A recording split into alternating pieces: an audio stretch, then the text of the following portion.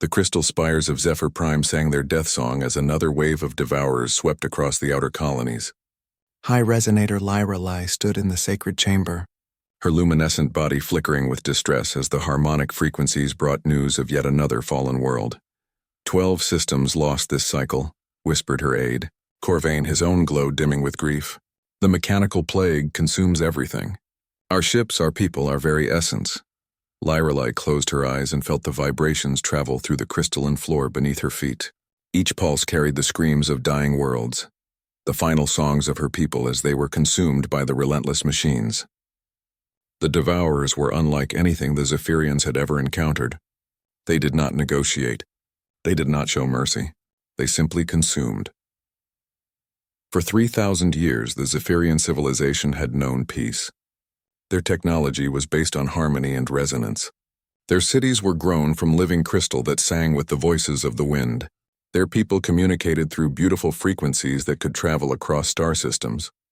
War was a concept they had read about in ancient texts but never experienced. How many refugees escaped from the Altair colonies? Lyrelai asked, though she dreaded the answer.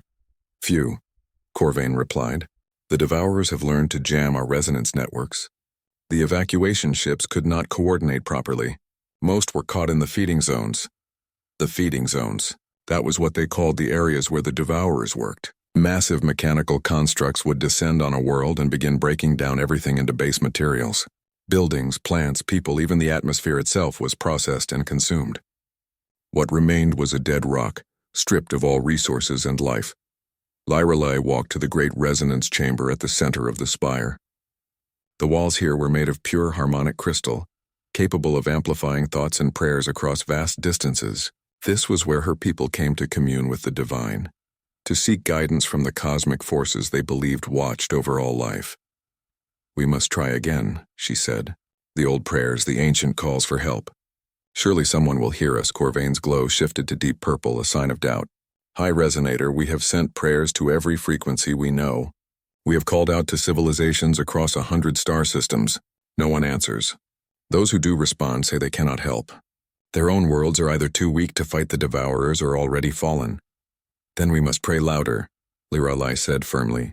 We must reach beyond the known frequencies, beyond the familiar ranges. If there are any beings of power in this galaxy, any forces of good, they must hear us. The crystal chamber began to glow as Lyrelai placed her hands on the central resonance node. Her consciousness expanded, flowing through the harmonic network that connected all Zephyrian worlds.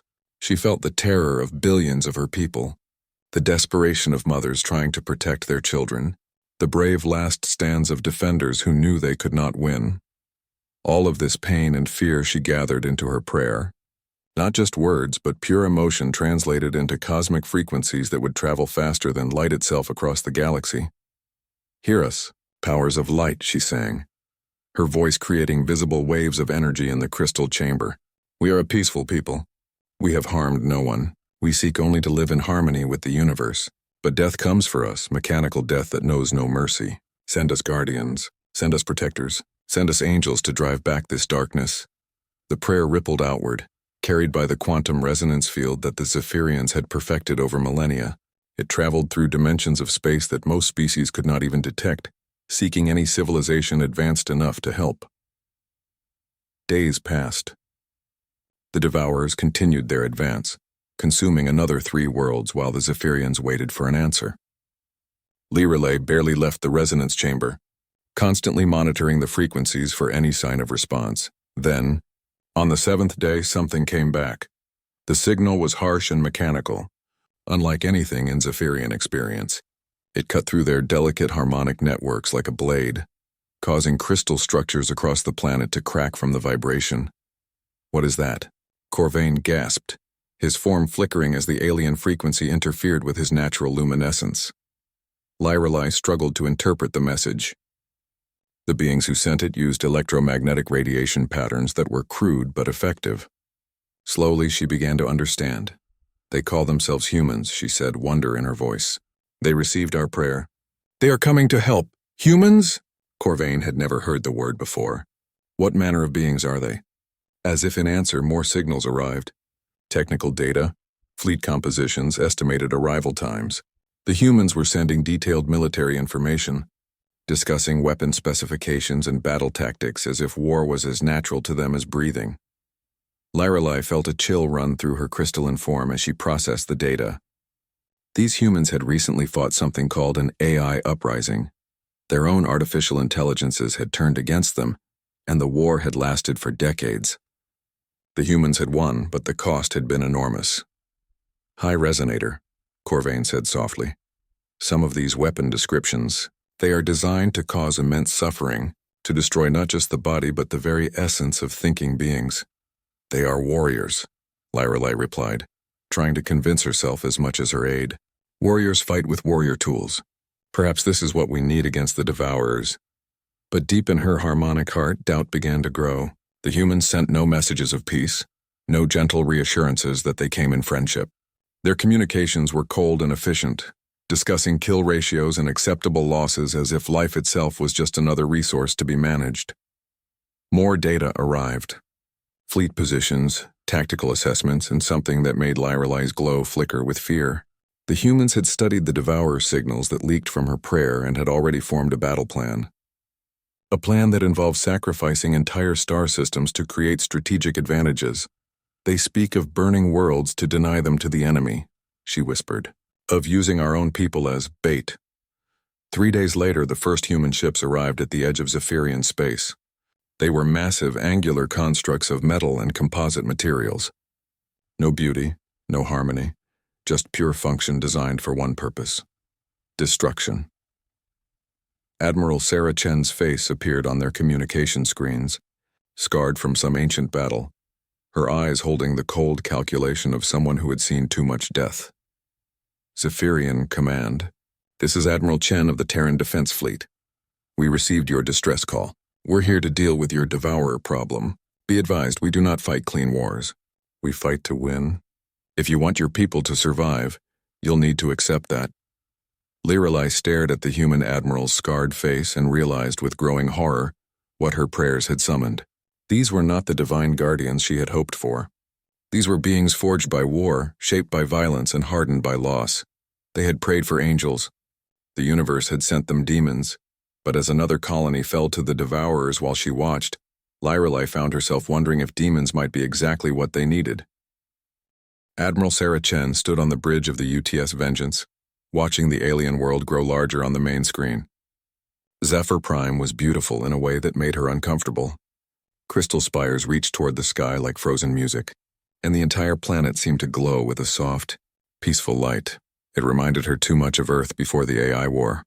Admiral, we're receiving another transmission from the Zephyrian High Council, reported Lieutenant Martinez from the communication station. They're requesting a formal diplomatic meeting to discuss our protocols. Chen almost smiled. Protocols. These aliens still believed in such things. Tell them we'll meet with their leaders, but we're not here for tea and treaties. We're here to kill machines. The sooner they understand that, the better. The Zephyrian delegation that came aboard the Vengeance looked like living light, wrapped in vaguely humanoid shapes. Their leader, who called herself High Resonator Lorelei, flickered nervously as she was escorted through the ship's corridors by fully armored Marines. Chen could see the aliens' distress as they passed the weapon storage bays, the combat training rooms where soldiers practiced hand-to-hand fighting, and the medical bay where cybernetic implants were being installed in volunteers. The ship wasn't designed to comfort visitors. It was designed to kill efficiently. Your vessel is very... Lorelei paused, searching for words in the human language she had learned from their transmissions. Harsh? It's a warship, Chen replied bluntly as they entered the conference room. We don't build them for comfort. We build them to destroy our enemies and bring our people home alive. The conference room itself told the story of humanity's recent struggle. The walls were lined with memorial plaques bearing the names of fallen soldiers. Battle flags from defeated AI fleets hung alongside pictures of devastated human colonies. Everything spoke of loss, sacrifice, and the brutal price of survival. Lorelei's form dimmed as she took in the display. So much death. How do you bear it? By making sure it means something, Chen answered. Every name on those walls died so humanity could survive. Now they're going to help your people survive too. The briefing that followed was unlike anything in Zephyrian experience. Chen's officers presented tactical assessments with a cold efficiency that made the aliens recoil. Colonel Marcus Torres, his left arm replaced with a cybernetic prosthetic, outlined a strategy that involved evacuating entire star systems and using them as killing fields. The Devourers follow predictable patterns, Torres explained, pointing to star charts that showed the machine plague's advance. They consume resources in a specific order. We can use that against them. How? Asked Corvain, Lyrale's aide, his luminescent form flickering with confusion. We make them chase empty systems while we prepare traps in the ones that matter, Torres said. It means sacrificing some of your outer colonies, but it's better than losing everything. The Zephyrian delegation exchanged harmonic frequencies that the humans' translation software couldn't interpret, but Chen could guess their meaning from the alien's body. Language. Horror. Disbelief. The idea of deliberately abandoning their people went against everything they believed. You would leave our citizens to die? Lyrale asked, her voice carrying undertones of grief that made the ship's crystals resonate in sympathy. We would evacuate as many as possible, Chen said firmly. But yes, we'd sacrifice the colonies to save your species. That's what war is, making impossible choices so someone lives to see tomorrow. Dr. Elena Vasquez, the fleet's chief scientist, activated a holographic display showing Devourer technology. We've been analyzing the signals from your occupied worlds. These machines adapt to whatever they encounter. They learn, but they have weaknesses we can exploit. What kind of weaknesses? Lyrale asked, though Chen could see she dreaded the answer. They process information through quantum resonance fields, Vasquez explained. Similar to your own harmonic networks, but corrupted. We can turn your sacred sites into broadcasting stations and send feedback loops that will overload their processing cores. The silence that followed was profound. Lyrale's form flickered through several colors before settling on a deep, mournful blue.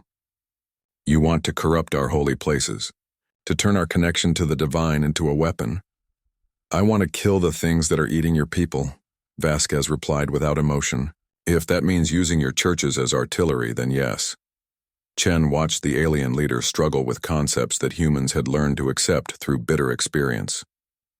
The Zephyrians still believed in clean solutions, in victory without compromise.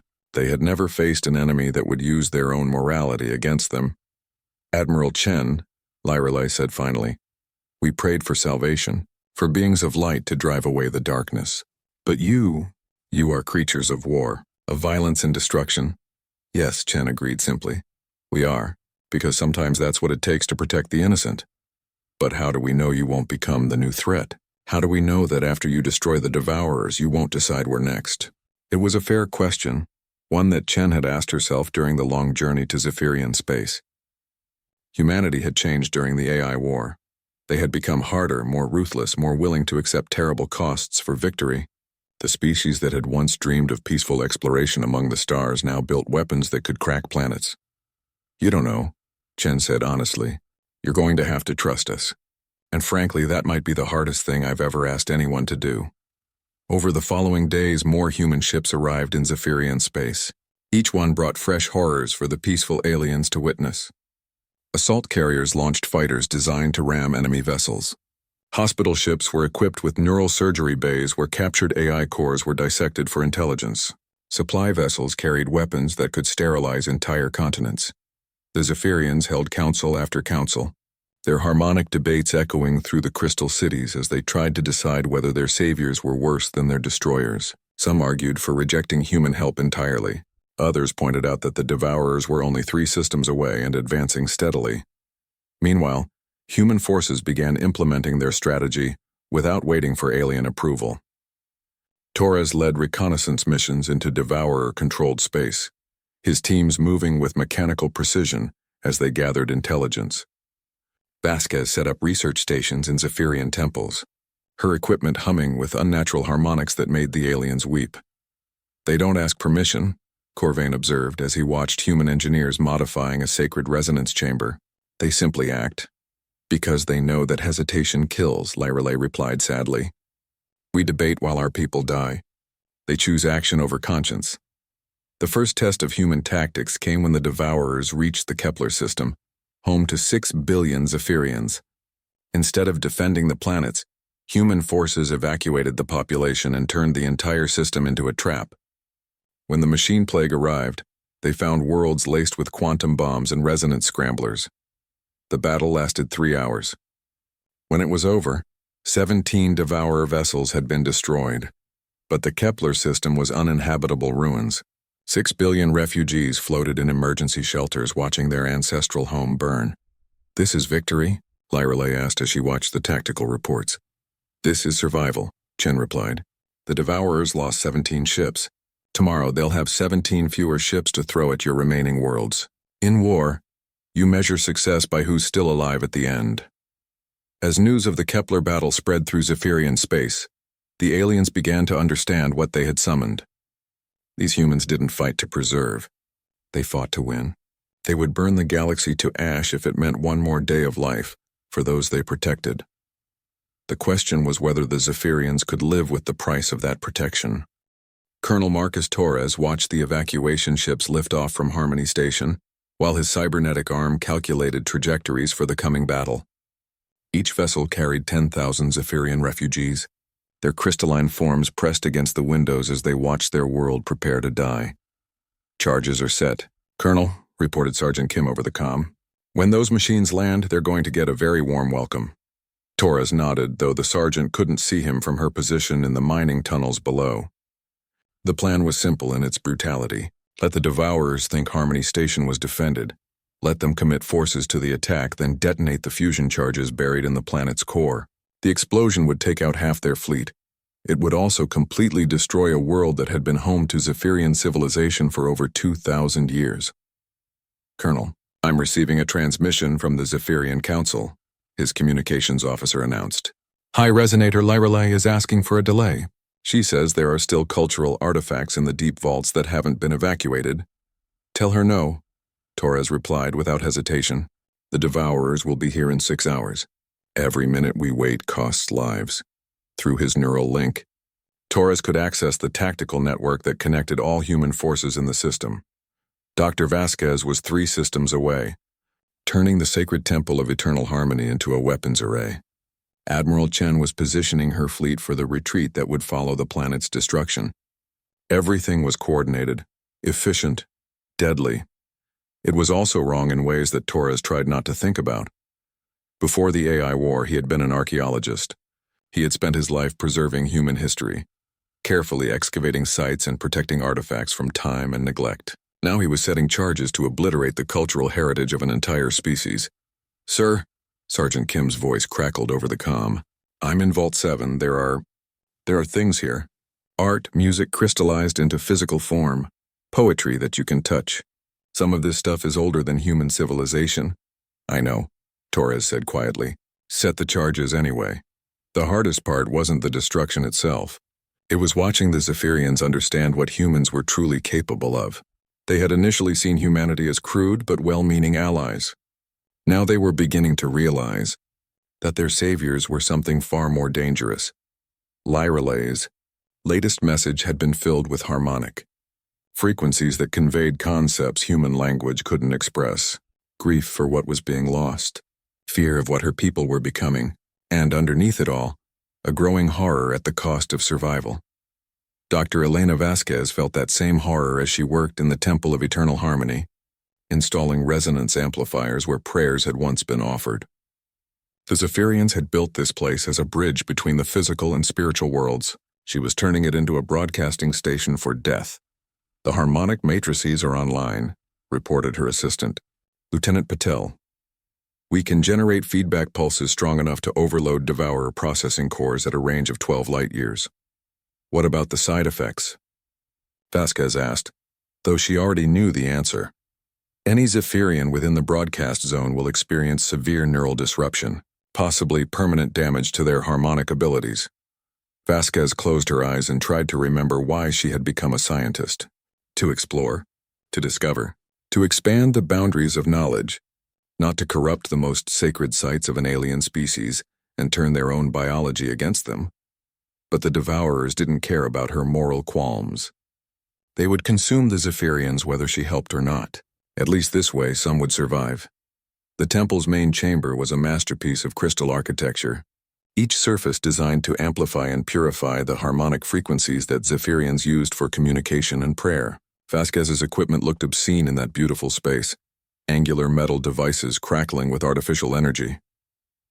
"Dr. Vasquez," came Admiral Chen's voice over the comm. "The Devourers have entered the Harmony system. You have 30 minutes to complete the weapon array." "Understood," Vasquez replied, then turned to her team. "You heard the Admiral. Move." As her technicians worked to complete the installation, Vasquez noticed a group of Zephyrian priests watching from the chamber's entrance. Their forms flickered with colors she had learned to associate with mourning and loss. One of them, an elderly individual whose light pulsed with ancient rhythms, approached her. "Why?" the priest asked in heavily accented human speech. "Why must you destroy what we hold sacred?" "Because sacred doesn't stop bullets," Vasquez answered, then immediately regretted her harshness. "I'm sorry. I know this is painful, but we need every advantage we can get." "You humans," the priest said sadly, "you see only tools and weapons. You cannot understand what you are taking from us." The old priest was right, and Vasquez knew it. Humans had lost much of their spirituality during the AI war. When your own creations turned against you, when every prayer went unanswered while cities burned, faith became a luxury few could afford. "Maybe not," she admitted, "but I understand survival. And right now that's all that matters." The Harmony system battle began exactly as Torres had predicted. The Devourers committed 3/4 of their available forces to cracking what they thought was a major Zephyrian stronghold. Their massive processing ships moved into orbit while smaller vessels landed on the planet's surface to begin the consumption process. Torres waited until the maximum number of enemy units were in the kill zone, then triggered the fusion charges. The explosion was visible from 6 light-years away. The planet cracked apart like an egg, releasing the energy of a dozen suns in a single blinding flash. 80% of the Devourer fleet was destroyed instantly. The surviving ships fled the system in chaos, but Torres found no satisfaction in the victory. As he watched the debris that had once been Harmony Station spread across space, he could only think about the Zephyrian children who would grow up hearing stories about the beautiful world their people had called home. "Tactical assessment complete," reported his AI assistant, a captured Devourer processing core that had been reprogrammed for human use. "Enemy fleet strength reduced by 78%. Mission parameters exceeded." "Noted," Torres said, then cut the connection. He didn't want to hear a machine's evaluation of what they had just done. The counterattack came 3 days later, when Vasquez activated the weaponized temple array. The harmonic pulse traveled faster than light, striking the Devourer fleet in the nearby Cascade system and overloading their quantum processors. 17 ships went dark in seconds, their mechanical minds fried by corrupted prayer frequencies. The pulse also hit the Zephyrian refugees in the same system. 2 million aliens experienced neural feedback that left them permanently deaf to the harmonic frequencies that defined their culture. They would survive, but they would never again hear the songs of their people or participate in the communal consciousness that had united their species for millennia. "Acceptable losses," Admiral Chen declared in her report to Terran Command. "The strategic value outweighs the collateral damage." But even Chen found herself staring at the casualty reports long into the ship's night cycle. 2 million people stripped of their most fundamental sense, all to stop an enemy that felt nothing when it killed. The Zephyrians were learning to think like humans now. Their council meetings grew shorter and more focused. Their debates became tactical briefings. Their prayers turned into strategic planning sessions. High Resonator Lyrelei barely glowed anymore, her luminescence dimmed by the weight of decisions no Zephyrian leader had ever faced before. She authorized the evacuation of cultural centers. She approved the militarization of civilian infrastructure. She signed orders that sent her own people into battles they didn't understand. "We are becoming like them," Corvain observed as they watched human Marines train Zephyrian volunteers in combat techniques. "We are learning to value victory over virtue. Because virtue doesn't stop the Devourers," Lyrelei replied, unconsciously echoing words she had heard from human officers. "We can mourn what we're losing after we've survived long enough to mourn." The transformation was visible in every aspect of Zephyrian society. Their crystalline cities grew defensive walls. Their harmonic networks carried military communications instead of songs. Their children learned to hide in bunkers instead of playing in the crystal gardens. They were winning the war but losing themselves in the process. And the humans who watched this transformation recognized it all too well. They had walked the same path during their own struggle for survival. The question that haunted both species was simple. When the fighting ended, would there be anything left worth saving? Admiral Sarah Chen stood in the command center of Station Omega, watching the tactical display show the steady advance of the Devourer superfleet toward Zephyr Prime. 3 months of brutal warfare had reduced the machine plague to its core force, but what remained was their most powerful and adaptive units. Final. Count confirmed 73 capital ships and over 200 support vessels, reported Colonel Torres from his position at the tactical station. They're bringing everything they have left. Good, Chen said coldly. That means when we kill them here, the war ends. The plan was the most horrific thing humanity had ever conceived, and Chen knew it would haunt her for the rest of her life. Operation Final Dawn called for using Zephyr Prime itself as bait, allowing the Devourers to land on the planet and begin their consumption process while 8 billion Zephyrian civilians remained in the cities. The trap would spring when the enemy was fully committed to processing the planet. Hidden within Zephyr Prime's crystal matrix were 60 reprogrammed Devourer cores, captured and converted during previous battles. When activated, they would create a feedback cascade that would destroy every machine mind in the system. The price would be the lives of everyone on the planet. Admiral, came Dr. Vasquez's voice over the comm from her position in the deep bunkers. The hybrid cores are showing some instability. The Zephyrian neural patterns are interfering with the Devourer programming. Can you compensate? Chen asked. Yes, but it will require active maintenance during the battle. Someone will need to stay behind to monitor the system. Chen closed her eyes. Another necessary sacrifice. Another person who wouldn't be coming home. I'll do it, Vasquez continued. This is my design. I should be the one to see it through. High Resonator Lyralee materialized in the command center, her crystalline form flickering with barely controlled terror. Over the past months, the alien leader had changed almost beyond recognition. Where once she had glowed with peaceful luminescence, now her light was harsh and focused. The gentle being who had prayed for angels was gone, replaced by someone who could make impossible choices. The evacuation is proceeding as slowly as we dared, she reported. Most of our people believe they're being moved to safety bunkers. They don't know they're actually being positioned as bait. Better that way, Chen replied. If they knew the truth, panic would ruin the operation. It was a conversation that would have been impossible when the humans first arrived. The Zephyrians had been incapable of deception, unable to comprehend the idea of lying to their own people for strategic advantage. Now Lyralee discussed mass deception with the same cold efficiency as any human officer. The transformation horrified Chen almost as much as the plan itself. In saving the Zephyrians, humanity was turning them into something unrecognizable. Contact, came the shout from Lieutenant Martinez at the sensor station. Devourer fleet dropping out of hyperspace at the system edge. The main display lit up with enemy contacts, a swarm of mechanical death moving toward Zephyr Prime with the inexorable patience of entropy itself. The largest ships were continent-sized processing facilities designed to strip entire worlds down to their component atoms. The smaller vessels were hunters, armed with adaptive weapons that learned to counter any defense. All fleet units, this is Admiral Chen, she announced over the fleet-wide comm. Execute Operation Final Dawn. Remember, we only get one chance at this. The human fleet began its carefully choreographed retreat, pulling back from Zephyr Prime in apparent panic. Chen watched her officers sell the deception perfectly, sending transmissions that spoke of overwhelming enemy numbers and failing defensive lines. The Devourers took the bait. Within hours, the mechanical fleet was descending on Zephyr Prime like a plague of metal locusts. Their processing ships began their work immediately, sending streams of smaller units to the planet's surface to begin the consumption cycle. In the crystal cities, Zephyrian civilians watched in terror as mechanical tendrils began boring through their buildings. The lucky ones died quickly.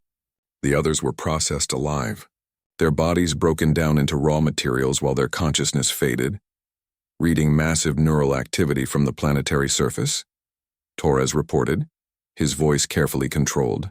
The Devourers are processing the population centers. Chen forced herself to watch the tactical feeds from the planet's surface.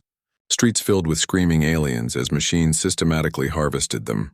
Ancient crystal spires cracking apart as processing beams reduced them to component elements. Children separated from their parents as mechanical sorters categorized biological material by efficiency of conversion. This was what victory looked like. This was the price of survival. How long until the cores activate? She asked. Dr. Vasquez estimates another 6 hours, Torres replied. The Devourers need to commit more of their processing power to the planet before the trap can work. 6 more hours of watching genocide.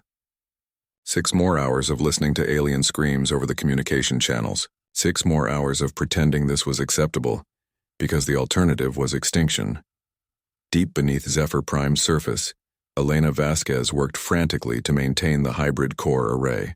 The reprogrammed Devourer units were designed to mimic the quantum resonance signatures of Zephyrian neural networks, creating a feedback loop that would overload every machine mind in the system when activated. But the system was unstable. The alien and artificial consciousness patterns were incompatible in ways she hadn't anticipated. Each passing hour brought new conflicts as the cores tried to reconcile Zephyrian harmony with Devourer efficiency. Core 7 is showing redline readings, reported her assistant, the only other human who had volunteered to stay behind. The harmonic matrices are approaching cascade failure. Reroute power from cores 3 and 11, Vasquez ordered, her hands flying over control interfaces slick with sweat. We just need to hold together for a few more hours. Above them, the planet died. The beautiful crystal cities that had sung with harmonic frequencies for millennia went silent one by one as the Devourers processed their inhabitants. Gardens of living light were reduced to base minerals. Libraries containing 10,000 years of Zephyrian culture became raw materials for machine construction. Dr. Vasquez, came Admiral Chen's voice over the quantum comm. The enemy fleet is fully committed. 90% of their vessels are in the system.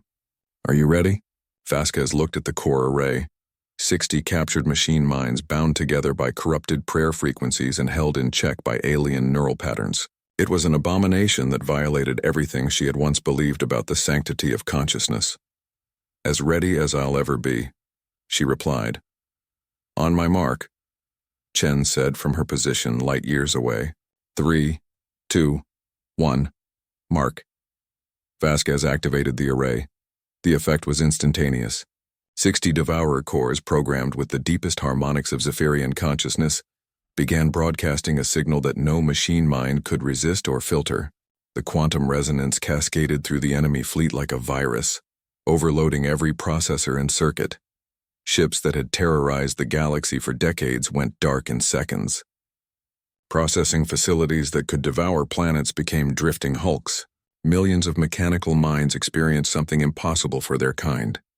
They felt the pain and love and hope of organic consciousness, and the contradiction destroyed them. But the signal didn't stop with the Devourers. Every piece of electronic equipment on Zephyr Prime overloaded. Life support systems failed. Medical devices shut down. The quantum communication network that connected Zephyrian consciousness across the galaxy went silent forever. The survivors crawled from the wreckage of their cities to find a world transformed. The beautiful crystal spires lay shattered. The harmonic gardens were silent. The sacred sites where their people had prayed for millennia were contaminated with the psychic residue of machine death. High resonator Lyrelay stood in the ruins of her temple, her own light dim and flickering from exposure to the quantum cascade. Around her, the survivors gathered in groups no longer able to share consciousness through their natural harmonic abilities. Is it over? Asked Corvain, his form barely luminescent after the neural damage from the core activation. Yes, Lyrelay replied, though her voice carried no triumph. The Devourers are gone. We have won. But as she looked around at the devastation, at her people reduced to isolated individuals unable to share the communal consciousness that had defined their species, she wondered if victory and defeat were really so different.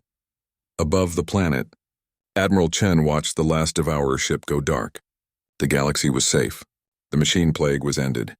Billions of lives had been saved across dozens of star systems. The cost had been the soul of an entire civilization.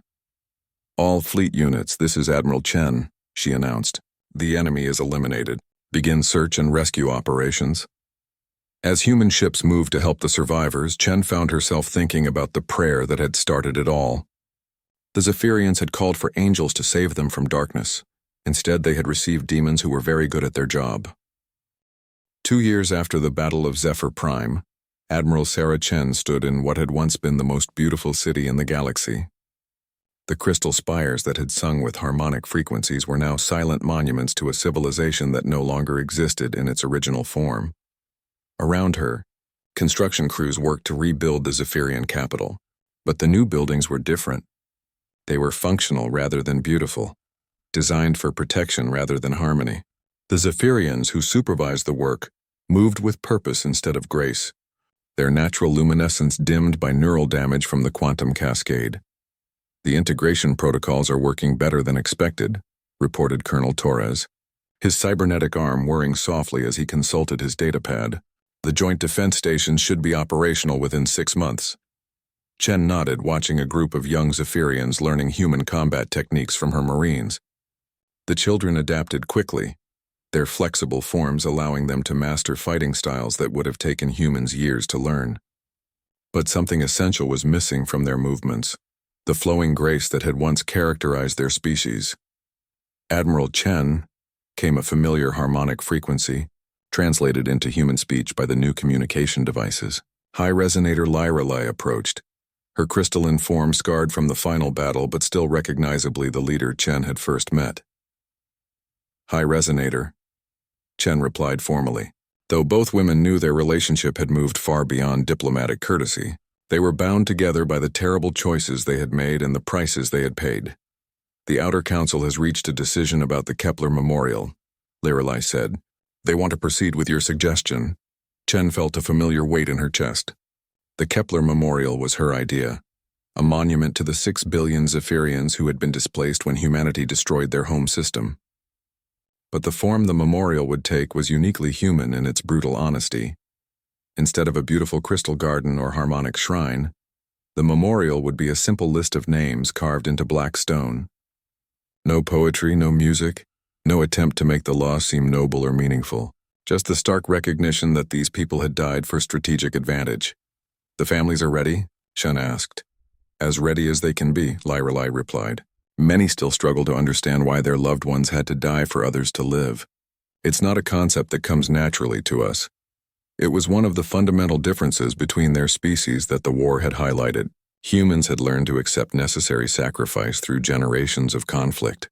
Zephyrians had lived in harmony for so long that the idea of trading lives for strategic advantage was almost incomprehensible. Almost, the young Zephyrians who had grown up during the war understood it perfectly. Dr. Elena Vasquez emerged from the research facility that had been built on the ruins of the sacred temple of eternal harmony. She moved slowly, her body still recovering from the radiation exposure she had suffered during the final battle. The doctors said she would live, but her remaining years would be short. The analysis is complete, she announced, joining Chen and Lyrelai. The quantum resonance cascade has permanently altered Zephyrian neural architecture. The communal consciousness abilities are gone and won't be coming back. Lyrelai's form flickered with colors that human translation software couldn't interpret, but Chen could guess their meaning. Grief for what was lost, acceptance of what remained. But the children born after the cascade, Vasquez continued, they're developing new abilities, enhanced individual consciousness, improved pattern recognition, faster reaction times. They're becoming something we've never seen before. Better at war, Lyrelai said quietly. Better at survival, Chen corrected, though she knew the distinction was academic. The 3 women stood in silence, watching the rebuilt city around them. It was peaceful now, but it was the peace of exhaustion rather than harmony. The Zephyrians had learned to fight, and that knowledge had changed them in ways that could never be undone. Admiral, came Lieutenant Martinez's voice over the comm. We're receiving a transmission from the Galactic Edge. Long-range sensors have detected artificial structures in the Andromeda approach vector. Chen felt her blood turn cold. Devourers? Unknown, but the signatures are consistent with machine construction. Fleet Command is requesting your assessment. Lyrelai's luminescence shifted to deep red, a color that Chen had learned meant determination tinged with fear. If they are like the Devourers, what will you do? What we always do, Chen replied. What we have to. But as she spoke, Chen noticed something that gave her hope. The young Zephyrians who had overheard the transmission weren't cowering in terror or calling for evacuation.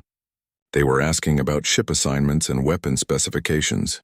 They were ready to fight. The war had taken their innocence, their communal consciousness, and their faith in peaceful solutions. But it had given them something else, the ability to protect themselves and others who couldn't. Over the following months, as reports confirmed new threats emerging from the Galactic Rim, both species prepared for what was to come. The joint defense fleet that took shape was unlike anything the galaxy had seen before. Human tactical efficiency merged with Zephyrian adaptability, human weapons technology enhanced by alien resonance fields, human pragmatism tempered by Zephyrian ethics. The new generation of Zephyrian officers trained alongside human Marines, learning to make the hard choices that their parents couldn't comprehend. They studied human military history with the same dedication their ancestors had devoted to harmony and art. They're becoming like us, Torres observed as he watched a mixed unit practicing urban combat techniques. No, Chen corrected. They're becoming something new. Something that takes the best from both our species. High Resonator Lirelai, now holding the title of Defense Coordinator, stood before the Joint Council as they received the first detailed reports about the new threat. The aliens approaching from Andromeda weren't machines like the Devourers. They were organic, highly aggressive, and had already consumed 17 civilizations in the Outer Rim. They call themselves the Harvest, she announced to the assembled leaders. They view other species as resources to be collected and processed. They're estimated to arrive in our space within 5 years. The response was immediate and decisive. No debates about peaceful contact. No attempts at negotiation. The galaxy had learned hard lessons about the price of hesitation. We'll meet them at the edge of inhabited space, Admiral Chen announced. Full military deployment. Every ship, every weapon, every soldier we can field. As the meeting continued, planning strategies and allocating resources, Lirelai found herself thinking about the prayer that had started it all. Her people had called out for divine intervention, for angels to save them from the darkness.